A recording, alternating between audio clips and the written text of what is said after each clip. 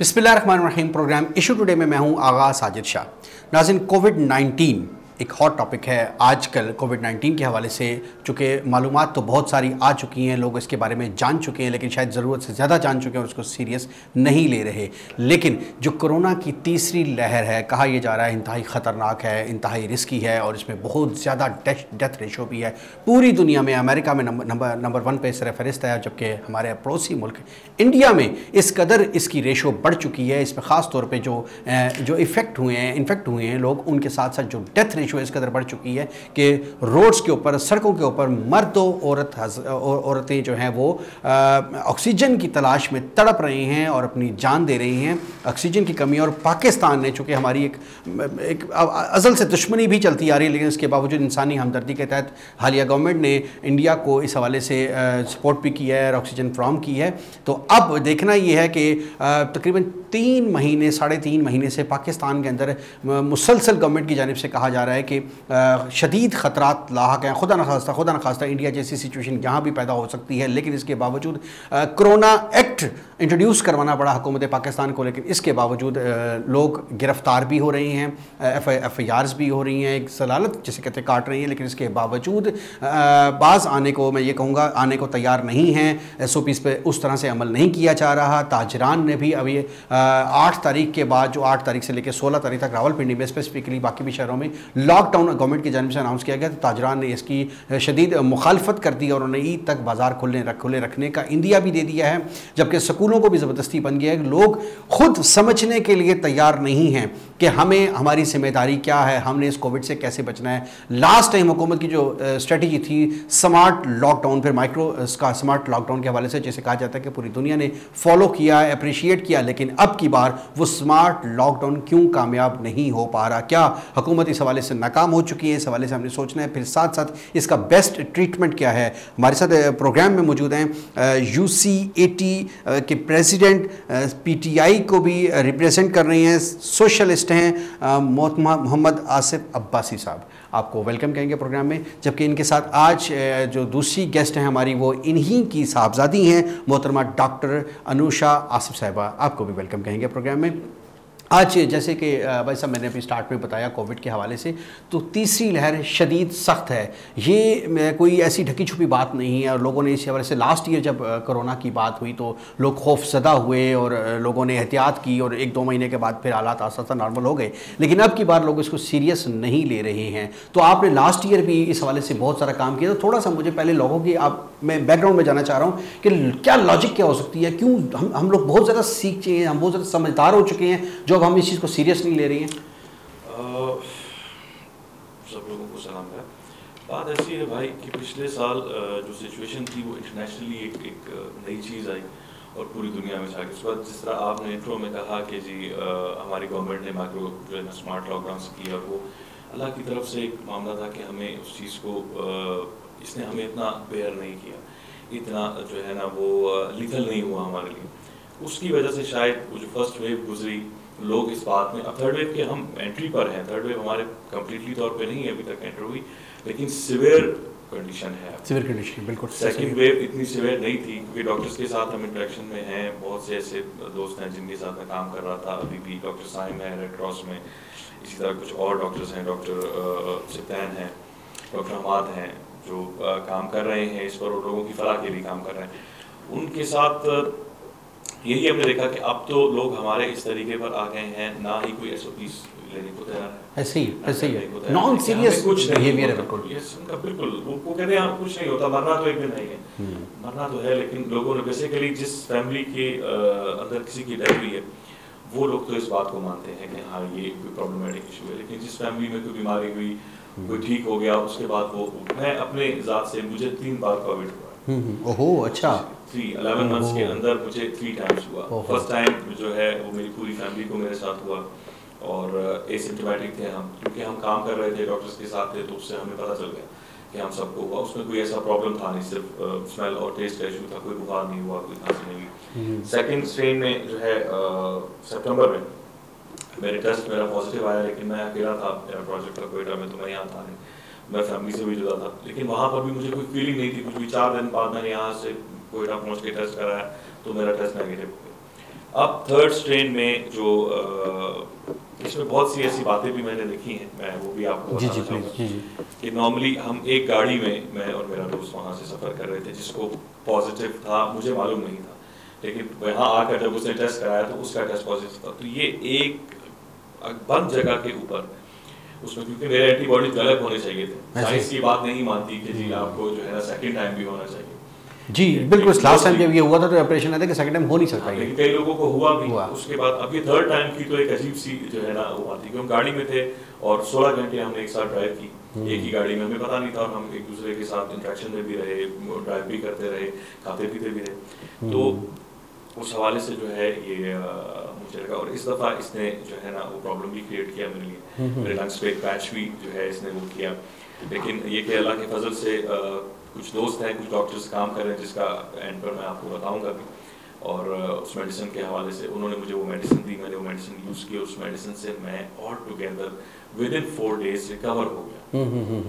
बहुत टाइम नहीं लगा उसमें, अल्लाह का शुक्र है। उस हवाले से भी आपसे बात करूंगा, अल्लाह का शुक्र है। मैं एक चीज़ यहाँ पे ज़रूर शेयर करूँगा कि एक एग्जांपल है जिस समझने के लिए, कि एक हाथी के ऊपर कुछ चूंटियाँ थीं, उन्होंने चूंटियों ने जब घूमना फिरना शुरू किया तो कोई टेल पर थी, कोई उसके ईयर्स पर थी, कोई हेड पर थी, तो वो चूँकि उनकी रफ्तार ऐसी होती है कि उन्होंने जितना अपनी ज़िंदगी में या जितना कुछ अरसे के अंदर उन्होंने मूव किया, तो जो सूंड पर थी उसने कहा यही हाथी होता है, जो लेग्स पर थी उसने कहा यही हाथी होता है, जो टेल पर थी उसने कहा यही हाथी होता है। तो अपनी अपनी कैलकुलेशन उन्होंने ड्रॉ कर ली कि यही हाथी होता है। तो ऐसे ही है, जैसे भी अब्बास साहब ने बात की है कि जिन लोगों को खुदा न खास्ता कोरोना हुआ है, या जिनके फैमिली में कोरोना, जिनके घर में गुजरा है, वो समझते हैं कि व्हाट इज़ कोरोना। जिनके पास से अभी तक नहीं गुजरा, जो खुशकिस्मती से बचे हुए हैं, वो इसको अभी तक नॉन सीरियस ले रहे हैं, और जो कि ख़तरनाक सिचुएशन है। पुलिस पकड़ धकड़ कर रही है, इस हवाले से भी साथ साथ बात करेंगे। मैं आऊँगा डॉक्टर अनुषा साहिबा की तरफ। आप बताइए कि इस हवाले से कि लास्ट ईयर भी कोविड आया और आपने इस हवाले से काफ़ी काम किया, वॉलंटरीली काम किया हॉस्पिटल्स में जाके, तो इस आप बताएं कि डॉक्टर्स जो हैं फ्रंट फुट पे खेल रहे थे, फ्रंट फुट के हमारे सोल्जर्स होते हैं, तो डॉक्टर्स खुद कैसे एहतियात करते हैं, और खुदा न खास्ता अगर कोई डॉक्टर इस हवाले से इस बीमारी में मुब्तला हो जाए तो उनको कैसे ट्रीटमेंट किया जाता है उनका? बेसिकली स्टार्ट में तो हमारे पास जो है वो किट्स वगैरह आई थी, लेकिन आपको ये भी पता होगा कि स्टार्ट में बहुत से ऐसे डॉक्टर्स थे जो विदाउट किट्स फ्रंट एंड पे काम कर रहे हैं। बिल्कुल ऐसे ही है। अब I voluntarily work at CCP cantonment board, Dheri Hasanabad का क्लिनिक था, तो उसमें ये चीज़ सामने आ रही थी कि जो हमारे डॉक्टर्स थे ना, उनकी भी एक कमी सी हो गई थी। बिकॉज आप ये देखें, लोगों को ये बात नहीं समझ आ रही थी कि कोविड-19 तो चल रहा है साथ साथ, लेकिन what about the other diseases? Cancer तो अपनी जगह है, हार्ट डिजीजेस अपनी जगह है, जो लोग रोज के रोज बीमार हो रहे हैं, डॉक्टर्स ये सबसे इंपॉर्टेंट पॉइंट है कि जो बाकी डिजीज है वो गुमनाम हो गई हैं, वो खत्म हो गई हैं, लोगों ने उसको भूल गए हैं, इग्नोर कर दिया, और सारी चीज़ें जो वो कोरोना के ऊपर डाल दी गई हैं। तो यही चीज़ मैं पूछना चाह रहा था कि वाकई कोरोना की वजह से ये डेथ रेशो इतना ज़्यादा हो चुका है। डॉक्टर साहब आप हमें बताइए कि या फिर बाकी रेशोज को भी सारा इसमें शामिल कर लिया गया? नहीं, बाकी रेशोज को नहीं। जो हमारे पास डेथ रेशो आ रहा है वो कोविड-19 के ही हवाले से आ रहा है। बाकी डिजीजेस जो है ना, उनको इग्नोर नहीं किया जा सकता, लेकिन उसमें ये चीज़ सामने आ रही है कि जिस तरह हमारे जो हार्ट स्पेशलिस्ट हैं, जो हमारे पास ऑन्कोलॉजिस्ट हैं, जो भी हमारे पास डॉक्टर्स हैं जिस भी फील्ड में स्पेशलाइज हैं, वो भी कोविड-19 से रिलेटेड जो उनकी ड्यूटीज़ हैं ना, वो लग रही हैं और वो प्रेजेंट है हॉस्पिटल में। यहाँ तक कि 48 आवर्स 72 आवर्स तक की, मेरे अपने कुछ सीनियर्स हैं जिन्होंने जो है 72 आवर्स भी जो है ना ड्यूटी की है, जो कि हाउस स्टाफ ऑफिसर्स थे, दे weren't स्पेशलिस्ट और एनीथिंग। उसमें ये भी एक प्रॉब्लम आ रहा था कि काफ़ी लोग जो है ना वो डर के, ऑब्वियसली एक शुरू में तो आपको पता है बहुत ज़्यादा एक खौफ था, और जो इस फील्ड में रिलेटेड मेडिकल स्टूडेंट्स थे उनको भी कहा गया था कि आप वॉलंटियर करें, ठीक है, हॉस्पिटल्स में आए। मेरी अपनी जो डेरी हसनाबाद में वो मेरी जो है टीचर थी, डॉक्टर नयाब उनका नाम है, तो शी कॉल्ड अस कि मतलब हमें वॉलंटियर्स चाहिए, आप काम करें। तो लेकिन वही बात है कि हमारे जो टीचर्स हैं, जो हमारे टीचर्स वगैरह हैं, ठीक है, वो भी हमें ये कहते थे कि अभी आप लोग ना जाएं, ठीक है। काफ़ी टीचर्स ऐसे थे जो कहते थे कि मतलब आप लोगों को नहीं पता वहाँ क्या हो रहा है, but it's nothing like that, बहुत सेफ है। मैं अभी भी बाकी स्टूडेंट्स और लोगों को कहना चाहूँगी कि अभी भी बहुत से हॉस्पिटल्स हैं जहाँ पे वॉलंटियर्स की ज़रूरत है, क्योंकि बाकी डिजीजेस को ये थोड़ा सा क्लियर कीजिएगा। वॉलंटियर्स वहाँ पे जाएं, हर शख्स है, मैं कहता मैं करना चाहता हूँ, एक्सपर्ट तो वही आपकी वाली बात है, कोई होता नहीं है, तो वहाँ पे जाके वो खुद भी अपने आप को भी इस बीमारी का सामना करवा के घर बैठ जाए और अपने घर वालों को बीमार कर जाए, तो इससे बेहतर नहीं घर बैठे। तो आप क्या सजेस्ट करती हैं कि वहाँ जाके फिर वो करेगा क्या वॉलंटियरली भी? मैं आपको बताती हूँ, जैसे मैं अपना एक्सपीरियंस आपके साथ शेयर करना चाहूँगी। वहाँ पे जो क्लिनिक था, पहली बात तो ये कि it's it's totally safe, because ये एक चीज़ ऐसी है जो कि आपको पता है फैल रही है विद टच, ठीक है। अगर जो स्पॉट्स वगैरह जो आपके नोज से निकल रहे हैं या आपको कफ वगैरह हो रही है, उसके थ्रू, स्पूटम के थ्रू बेसिकली ये डिजीज फैल रही है। इट्स नथिंग अबाउट कि एक बंदा सामने बैठा हुआ है, उसको मैंने हाथ लगा लिया तो मुझे डिजीज होगी, नहीं।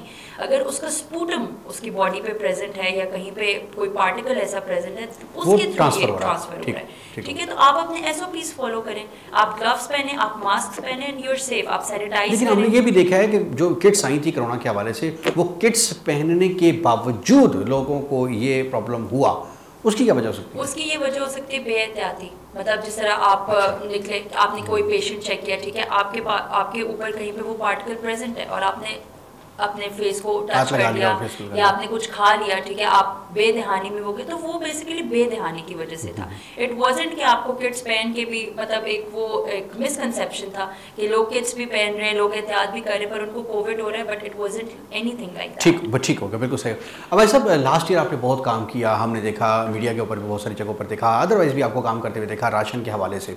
इस साल कोविड ज़्यादा शिद्दत के साथ फैल रहा है, शुरू में उस तरह से लॉकडाउन नहीं था, अब तो फिर दोबारा से लॉकडाउन आ चुका है। आप क्या समझते हैं इस दफ़ा आपकी क्या वर्किंग है, इसमें क्या काम कर पा रहे हैं आप? बात पहले तो मैं थोड़ा सा जो बच्ची ने बताया उस हवाले से मैं आपको बताऊँ, ये फर्स्ट टाइम मेरे पास आएंगी तो इन्होंने मुझे कहा कि बाबू मैंने जाना है, मेरी टीचर बुला रही हैं। तो मेरी वालदा जो है, मेरी मिसेज जो है, इनकी वालदा, वो मुझे इजाज़त नहीं दे रही। हाँ, खौफ होता है कि इधर है, बड़ा मुश्किल है। मैंने इसको कहा, मैंने कहा यार आपकी एज जो भी है वो आप डॉक्टर के करीब है, 4th ईयर में थी, तो आप डिसीजन आपका है।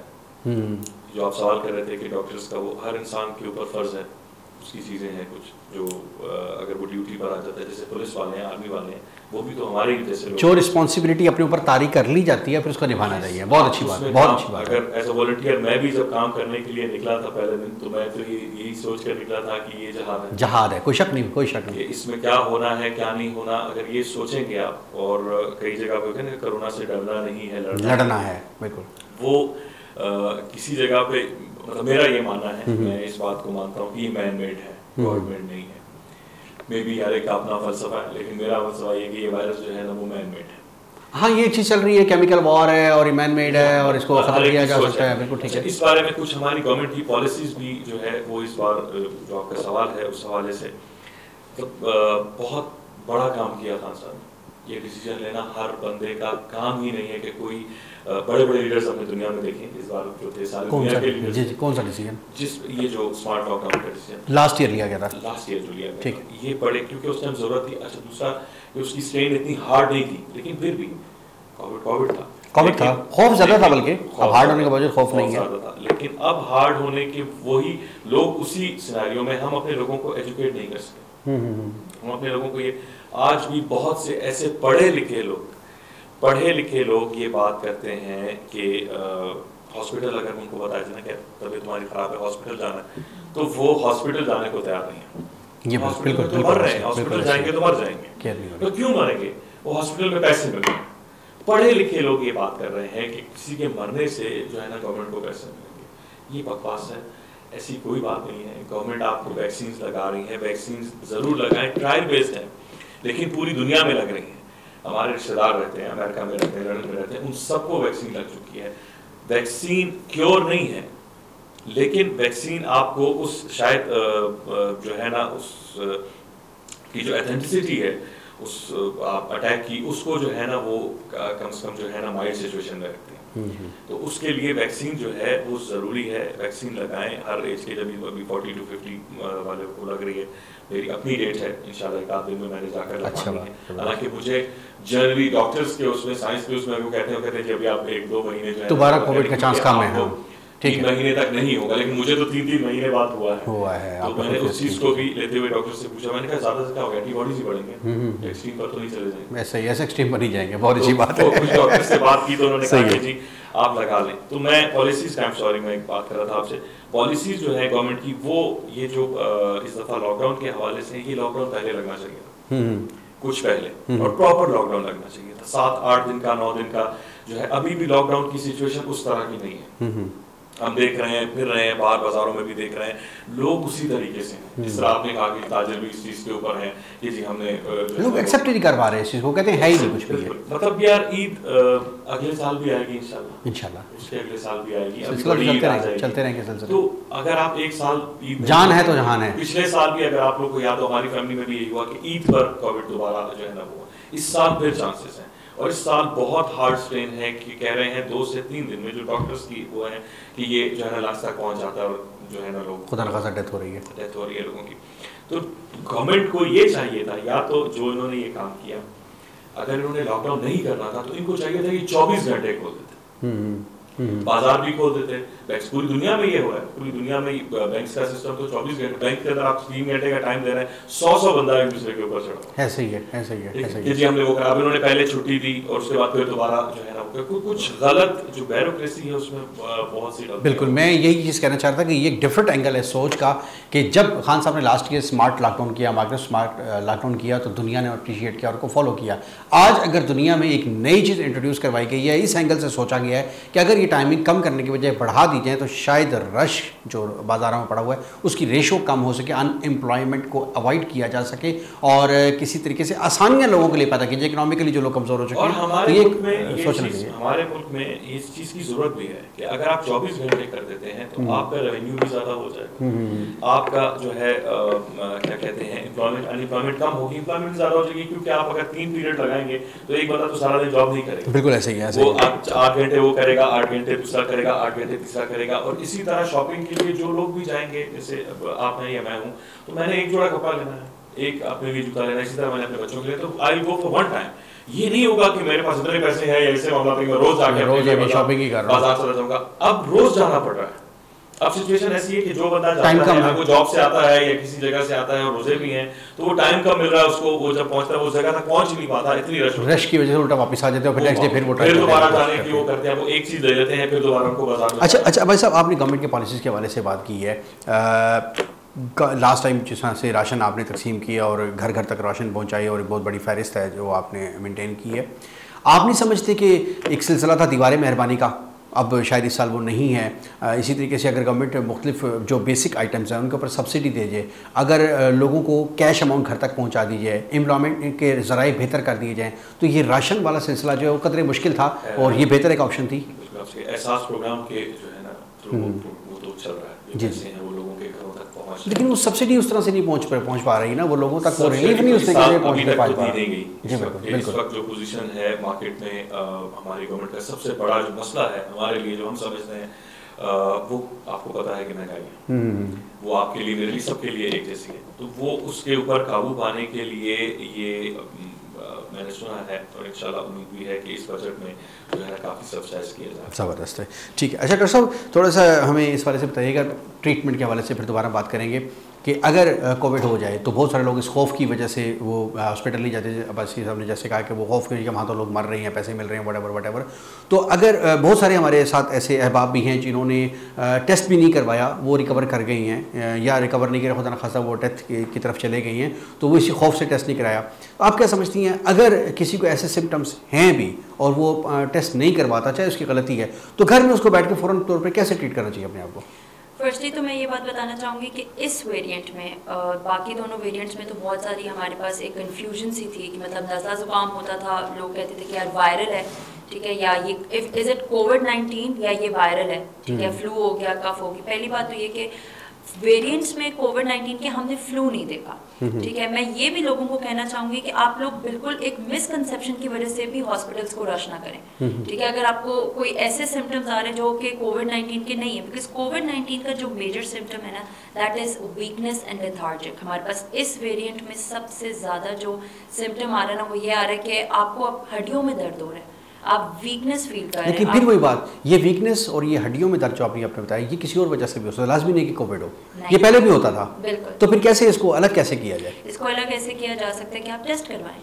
आपको ये चीज़ जैसे ही फील हो रही है कि यार नहीं, वो तो है, लोग खौफ की वजह से टेस्ट नहीं करवा रहे ना, तो अब किसी को हो ही गया घर में तो उसके लिए बेटर ऑप्शन क्या है, वो घर में क्या करें? इसकी दो वजूहत हैं कि टेस्ट का मकसद ये, मैंने तो बेयर किया इसलिए मैं आपको थोड़ा सा बताता हूँ। इसमें प्रॉब्लम अभी भी इस वक्त भी मुझे, क्योंकि मुझे 15 दिन हो गए मैं रिकवर हुआ, माशाल्लाह, लेकिन प्रॉब्लम ये है कि लोग, टेस्ट है 8,000 रुपये का, 7,000 रुपये का, 6,000 रुपये का, तो हर बंदा उस सोच की वजह से कि यार अगर मैं 10 बंदे या 8 बंदे हैं फैमिली में या 4 बंदे हैं, मैं उनका टेस्ट कराने जाऊंगा तो क्या होगा। तो इसलिए लोगों को हम वो गाइडेंस नहीं दे सके कि भाई आप बेनज़ीर हॉस्पिटल चले जाएं, फ्री टेस्ट हो रहा है, आप NIH चले जाएं, मोस्टली राउंड अबाउट रात तक भी वो टेस्ट ले रहे हैं, दरमियान उनकी ब्रेक्स होती हैं, लेकिन वो फ्री ऑफ कॉस्ट आपके ID कार्ड पे आपको देखकर आपका टेस्ट ले रहे हैं। तो आप वहाँ पे जाके अपना टेस्ट कराएं ताकि आपको पता चले कि आपको है क्या और उसको ट्रीट कैसे करना है। हाँ, आप घर पे बैठे रहेंगे, आप अपनी फैमिली को, इसकी भी मैं आपको मिसाल देता हूँ, मेरे एक रिलेटिव हैं, उनको इसी तरह का प्रॉब्लम हुआ, बाहर से वो आए, उनको वैक्सीन भी लगी हुई थी, उन्होंने मुझे कहा कि इस तरीके से जो है मुझे प्रॉब्लम हो रहा है, मैं नाम नहीं लूँगा उनका, लेकिन मैंने उन्हें बताया, मैंने कहा कि यार आप जाके ना टेस्ट करवा लें, और तो उन्होंने कहा मुझे तो वैक्सीन लगी हुई है। तो मैंने कहा वैक्सीन क्योर नहीं है भाई, स्ट्रेन हार्ड है, आप फ्लाइट पर आए हो, कोई भी प्रॉब्लम हो सकता है। तो 2 दिन गुजरे, 2 दिन के बाद उसने कहा कि मुझे स्मेल नहीं आ रही और टेस्ट नहीं आ रहा, लेकिन उस वक्त तक वो ऐसा काम कर चुके थे कि काफ़ी फैमिली के जो लोग थे, जो उनके करीबी इन्फेक्ट कर चुके थे, तकरीबन उसमें 10-11 लोगों को उन्होंने इन्फेक्ट कर दिया। तो ये प्रॉब्लम जो है, जिसकी वजह से रेशो बढ़ रही है, ऑब्वियसली ये रेशो बढ़ने की वो है ना। अब इसमें किसका इम्यून इतना स्ट्रांग है, अल्लाह का शुक्र है कि अभी तक फैमिली में कोई ऐसा मामला हुआ नहीं, लेकिन ये गारंटी नहीं है किसी चीज़ की। आप अगर आपको पता नहीं है कि आपको क्या है और आप कहें कि यार कुछ नहीं होता, नहीं कुछ नहीं होता, तो इतनी दुनिया में जो है ना इतनी रेशो ना बढ़ी होती है और खुदा ना हम बात ना हुई होती है। बिल्कुल नाज़रीन, एक चीज़ और जो आज हम शेयर करने जा रहे हैं, भाई साहब ने चूँकि ख़ुद 3 दफ़ा जब बकौल इनके के इन्फेक्ट हो चुके हैं, इससे 3 दफ़ा मुख्तलिफ लहरें आई कोरोना की और तीनों दफ़ा इनके साथ प्रॉब्लम हुई, जिसके बाद अभी ये कोई टैबलेट के हवाले से बात कर रही है कि टैबलेट इन्होंने ली है और उसका गारंटेड इलाज है। वो टैबलेट क्या है, कैसे, इस हवाले से बात करते हैं। भाई साहब टैबलेट के हवाले से आप कुछ बता रहे थे कि ये ट्रीटमेंट आपको बताते हैं, ये टैबलेट मैं लेकर भी आया हूँ साथ। ये कुछ साथी हैं, डॉक्टर हमाद हैं उसमें, डॉक्टर सिद्दैन हैं उसमें, और उनकी और भी टीम है पाकिस्तान में डिफरेंट जगहों के ऊपर जो काम कर रहे हैं, और हर जगह पे ये टैबलेट अवेलेबल है। जस्ट एक कॉल के ऊपर कि आप उनको ये ज़रूर बताएं कि आपकी टेस्ट रिपोर्ट रिक्वायर्ड है, क्योंकि ये फ्री ऑफ चार्ज है, इसकी कोई पेमेंट नहीं है, कोई मामला नहीं है। इसमें आप सिर्फ अपनी रिपोर्ट बताएंगे कि मेरी ये कोविड जो है टेस्ट रिपोर्ट पॉजिटिव है और मुझे प्रॉब्लम है, और हम उनको ये टैबलेट जो है ना प्रोवाइड कर लेंगे। यूज़ कैसे करनी है? इसको खाना है जी, इसको जो है पीसेस करके अर्ली मॉर्निंग जो है ना सुबह, इस पर तरीका कार लिखा हुआ है, भाई डिटेल क्योंकि लंबी हो जाएगी, लेकिन ये कि 6 जो है ना इसको पीसेस कर लें और खा लें, और उसके बाद ये ड्रॉप जो है ना वो गर्म पानी में बॉइल्ड वाटर में डाल के इसके ऊपर पीना है, और उसके 1 घंटे बाद आपने अच्छे तरीके से कुछ खाना है। ये निहार मुँह सुबह अर्ली मॉर्निंग आपने करना है, और इसके खाने, क्योंकि मैंने ये खुद इस्तेमाल की है, मेरी बच्ची को फर्स्ट रमज़ान की बात है, मैंने रोज़ा रखा, कभी रोज़ा छोड़ा नहीं था, फर्स्ट टाइम इस तरह था कि वो मैंने रोज़ा रख लिया, लेकिन मैं बिल्कुल at the end of the day जो है ना अनकॉन्शियस हो गया। उसी दिन ही मुझे टैबलेट किसी ने बताई थी, बेटा मेरा ले आया, नेक्स्ट डे मैंने ये टैबलेट खाई, वो मेरा हार्डली 8वां-9वां दिन था, और इस टैबलेट को खाने के बाद मुझे ऐसा लगा 1 घंटे बाद कि मैं रीबूट हुआ हूँ, मेरे जॉइंट्स जिस्म के, और अभी भी मैं मतलब उस कंडीशन में नहीं हूँ कि मैं अगर सीढ़ियाँ चढ़ता हूँ तो मुझे प्रॉब्लम होता है, मैं कोई काम करता हूँ, कमजोरी में टाइम लगेगा, रिकवरी में टाइम लगेगा बहुत ज़्यादा। तो उस हवाले से, लेकिन तो टेस्ट में ये क्या कड़वी है, इसको चबा के खाना है या इसको नहीं करना है? हर्बल है, इसका कोई साइड इफेक्ट नहीं है, इसका कोई भी साइड इफेक्ट नहीं, क्योंकि ये हर्बल है, ठीक है। इसमें इंजीर है, इसमें ज़ाफ़रान, जो मैंने टेस्ट किया, मैंने उनसे पूछा नहीं, और वो लोग इस टैबलेट को मार्केट नहीं करना चाहते, इसका कोई पैसा नहीं है। वाह वाह, इस पर काम हुआ है, ये अपनी जेब से खर्चा करके किया जा रहा है, और जितनी भी जिसको चाहिए, अगर कोई बीमार है उनको ये टैबलेट दे भी रहे हैं, 6000 से ज़्यादा पेशेंट्स को दे चुके हैं। अच्छा, ट्रायल बेसिस पे। और उसके बाद कितने दिन के बाद नेगेटिव आया इसमें? 4 दिन का इसका मोस्टली पीरियड है, 4 दिन 72 घंटे जो है ना, आपने ये इसमें 2 ड्रॉप हैं, 72 घंटे के बाद जो है आपने 1 ड्रॉप और पी लिया, 1 ड्रॉप पहले पीना है, 1 ड्रॉप 72 घंटे के बाद पीना, उसके बाद आप अपना टेस्ट कराने जाके। मैंने खुद करवाया है। वाह वाह। और मैंने 3 लैब से ये टेस्ट करवाया है, जाके मैंने BBH से भी करवाया, एंटीजन किट थी, और उसके बाद मैंने NIH से करवाया, एक ही दिन। आप समझते नेगेटिव आया? तीनों जगह पे मेरा टेस्ट नेगेटिव आया, इसीलिए मैंने कराया कि मैं देखना चाहता था कि ये क्या इसका कोई फायदा है यानी, क्योंकि देखिए सोचना दिमाग के अंदर है सब कुछ। आपको प्रॉब्लम कोविड का सबसे ज्यादा ब्रेन के अंदर है कि आप किस तरह उसको जो है ना सर्वाइव करना है, आपने उसको फाइट कैसे करना, महसूस कितना कर रहे हैं आप इस बात को। जी बिल्कुल नाज़रीन, ये जो टैबलेट के हवाले से उन्होंने बताया है ये एक सदका जारिया है, और सबसे बड़ी बात ये है कि ये एक टैबलेट आपने लेनी है और विदाउट एनी कॉस्ट लेनी है। स्क्रीन पे आप हमारा नंबर देख रहे हैं, इस नंबर पे आप कांटेक्ट करके जब भी किसी को प्रॉब्लम हो, शर्त इनकी ये है कि आपका टेस्ट पॉजिटिव आना चाहिए और वो पॉजिटिव आपने टेस्ट इनको दिखाना है, जिसके बाद ये आपको इरसाल करेंगे। एक कन्फ्यूजन इसमें है कि ये टैबलेट मिल कहाँ से रही है, जो हम स्क्रीन पे नंबर दे रहे हैं कॉल करके ये तो मंगवा लें, ये सिर्फ पिंडी में अवेलेबल है या ऑल ओवर पाकिस्तान? ये पिंडी में भी है, कराची में भी है, लाहौर में भी है, इस वक्त मेन जो बड़े सिटीज़ हैं उनमें अवेलेबल है। और उसके अलावा जो है ना कोयटा का भी हम स्पॉट बना रहे हैं, मुल्तान, रहीमिया खान, कई जगह पर ये मिल रही है। और आहिस्ता आहिस्ता हम कोशिश कर रहे हैं कि जितनी जल्दी इस जो है ना बीमारी को हम अपने मुल्क से निकालें, हम इसका नेटवर्क बना रहे हैं। और मेन सिटीज में तो आपको मिलेगा, और आप कहीं भी हो अगर आप हमसे कांटेक्ट करेंगे तो हम कोशिश करेंगे कि आप थ्रू कोरियर की रिसीव होगा। थ्रू कोरियर रिसीव हो जाए। ठीक हो गया, बहुत शुक्रिया डॉक्टर साहब। आखिरी सवाल आपसे पूछना चाहूँगा, आप अपने बैचमेट्स को, यंग डॉक्टर्स को इस हवाले से क्या मैसेज देंगी कि उनको इस टाइम पर वॉलंटरीली किस तरह से अपनी खिदमत से अंजाम देनी चाहिए? पहली बात तो मैं उनसे ये कहूँगी कि जो है ना इस चीज़ से डरना नहीं है, लड़ना है। ठीक है, वी आर फाइटर्स। आप जब भी कोई मेडिसिन की फील्ड चूज़ करते हैं तो आप इसी लिहाज से चूज़ करते हैं कि आपने नेशन को सर्व करना है। ठीक है, it's not a main thing कि आप 3rd ईयर के स्टूडेंट हो, आप 2nd ईयर के स्टूडेंट हो या 4th ईयर के स्टूडेंट हो। आपने फील्ड वो इसी चीज़ से चूज़ किया ना कि आपने सर्व करना है। अगर आप एक डॉक्टर बन चुके होते, आपको डिग्री मिल चुकी होती, तो आप तब भी सर्व कर रहे होते। ठीक है, तब it was a part of your duty. और मैं उनको ये कहना चाहूँगी कि इट्स नथिंग कि जिससे आप डरो। ठीक है, आपने सिर्फ SOPs फॉलो करने हैं। आप मास्क पहनो। अभी तो किट्स भी नहीं है, पहले तो किट्स प्रोवाइड की जा रही थी, अभी तो बहुत से ऐसे डॉक्टर्स हैं, इवन वॉलंटियर्स हैं, ठीक है, हाउस जॉब ऑफिसर्स हैं जो विदाउट किट्स वर्क कर रहे हैं, but what are they doing, वो SOPs फॉलो कर रहे हैं। तो इस चीज़ से बिल्कुल भी ना डरें। और मैं पेरेंट्स को भी एक मैसेज देना चाहूँगी, जिस तरह मेरी अपनी मदर थी, स्टार्ट में मेरे फादर ने बताया कि शी वाज स्कैर्ड, ठीक है, कि नहीं जाना, एक खौफ था अंदर। तो मैं पेरेंट्स को भी ये कहना चाहूँगी कि आपने मतलब जब अपने बच्चों को इस चीज़ के लिए मोटिवेट किया कि जी मेरा बच्चा तो डॉक्टर है, और आप अपनी फैमिलीज़ में, अपने फ्रेंड सर्कल में फ़ख्र से बताते हैं कि जी मेरा बच्चा तो जी डॉक्टरी कर रहा है, ठीक है, और ये एक वाइट कोट जॉब है, तो उस चीज़ को मतलब ये आपकी रिस्पॉन्सिबिलिटी। बहुत अच्छी मैसेज है। आप दोनों मेहमानों की तशरीफ़ आवरी का बहुत शुक्रिया जी। नाज़रीन, सबसे बड़ा अच्छा मैसेज ये है कि आप जब किसी फील्ड में फील्ड में आ जाती हैं तो ये चीज़ें पहले सोचनी चाहिए। अगर आपको डर लगता है तो फिर आप, जैसे आर्मी है, पुलिस है या दीगर इदारे हैं या डॉक्टरेट है, अगर आप डर लगता है तो फिर आप ऐसी फील्ड सेलेक्ट करके किसी और का हक ना मारें।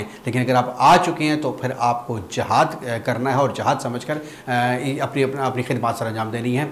एक चीज़ और आखिर में जो मैं शेयर करूंगा, हमारे PM साहब कहते हैं कि आपने सबसे पहले घबराना नहीं है, लेकिन मैं यहाँ पे कहूँगा अब वक्त आ चुका है इस कोविड के हवाले से, अब आप थोड़ा सा घबरा लें। जब आप घबराएंगे तो SOPs पर अमल करेंगे, आप सीरियसली इस बात को सोचेंगे, समझेंगे और एहतियात करेंगे, और यकीनन बहुत जल्द इस बीमारी से हम छुटकारा हासिल कर लेंगे। इसी पैगाम के साथ आज के प्रोग्राम का वक्त ख़त्म हुआ। अगले प्रोग्राम में फिर मुलाकात होगी, इजाज़त दीजिए, अल्लाह हाफ़िज़।